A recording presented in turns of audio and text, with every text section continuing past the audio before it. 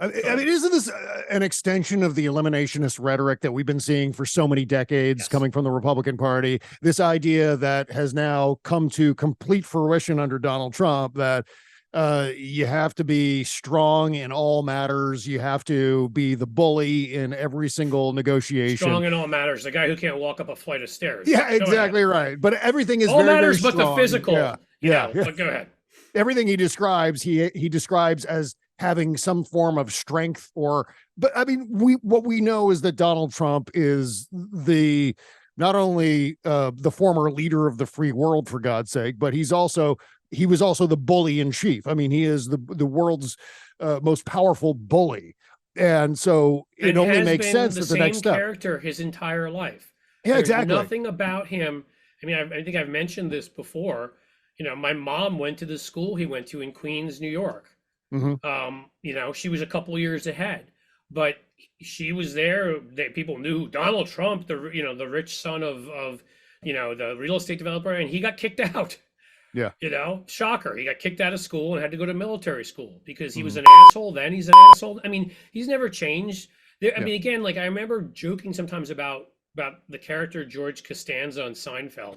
And my theory always was that they tried to combine every bad male quality into one character, right? Like avarice, sloppiness, selfishness, deceit. You know what I mean? Yeah. Deceit, and like it's like the seven deadly sins plus breaking the 10 commandments plus whatever your formula is, and like that's who Donald Trump is in human form or human-esque form.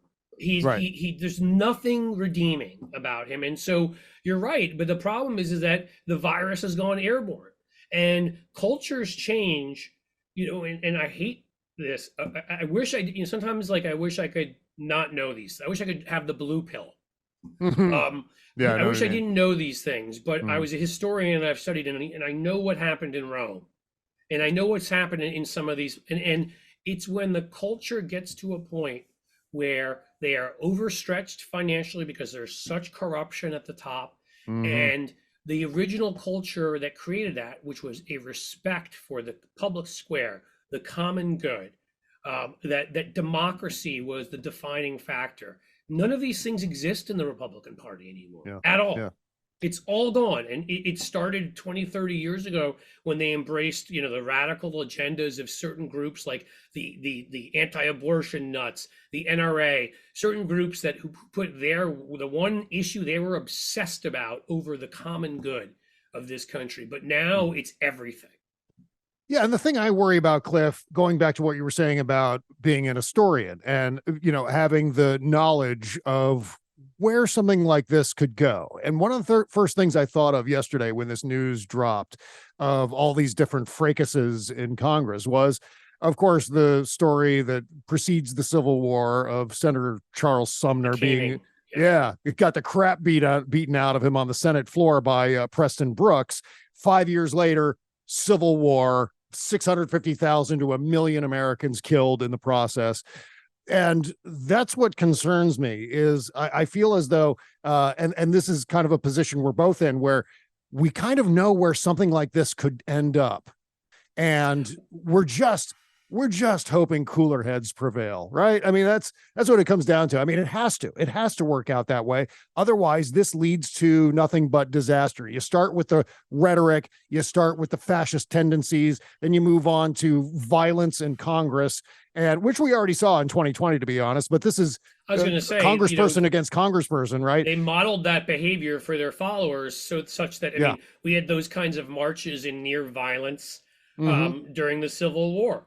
We had that kind of the same thing. People often forget. They think Civil War and now, and they forget the mass unrest and what was going on in the 1930s. I'm not talking about Germany, but here after in the 1920s, late 20s, 30s, after the fall, the stock market crashes. You've got the bonus army. These army veterans have been paid march on Washington D.C. The Ku Klux Klan, which was a huge group, marches on Washington, D.C., that if we didn't have FDR at that time, it was FDR forcing through by any means necessary his economic policies, even taking on the Supreme Court. And World War II that got us out of what I would call the second period, where we were deteriorating as a democracy. Yeah. And Yeah. if you believe, was he a colonel back then or whatever, Smedley Butler, there was a plot to assassinate Franklin Roosevelt. And there have been books written on it, whatever, that some of the industrialists were getting together. They weren't liking the taxes and the regulation. I mean, we've been there in these periods before, and we've either had the right people in charge, or we've had people who had the courage, certainly, to do what had to be done. And sometimes that was stepping beyond even, quite frankly, what was lawful. Yeah. I mean, Lincoln removing habeas corpus because it's not constitutional. I wouldn't justify it, but it might have been necessary at that time.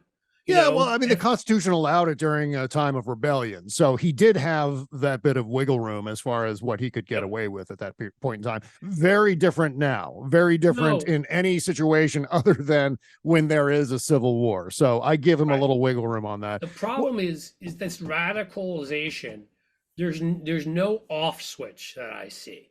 The off switches in the past were wars or huge sort of changes in our culture.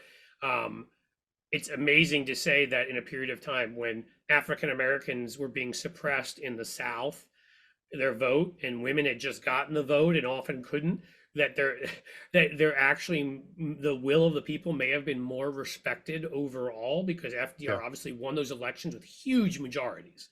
Such big majorities that the Republicans could not do anything to stop him.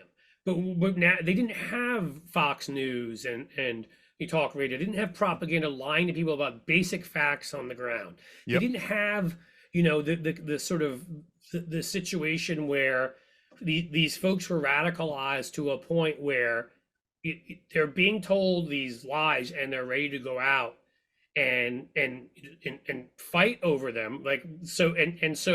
And that they see Democrats, and this is what you're talking about with the language used, that Democrats aren't seen as subhuman. So they were open to voting for Democrats or even progressives from the then Progressive Party and breaking away from Republicans. And, we were able to get the change that we needed legislatively. The problem now is, look at the success of what Joe Biden has passed. It's incredible. It actually is. The COVID bill that got shots in arms and got, the child tax credit and all of that.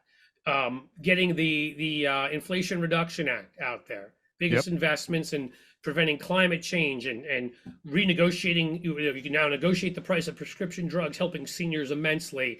And obviously there's numerous other, the infrastructure bill, huge. What he's done is historical in comparison. You really FDR and LBJ to find someone who's done as much, but people are getting the right-wing version of it, which is lying. They're getting the New York Times version of it, which is, hey, I don't know what's going on. Everybody seems like they're the same.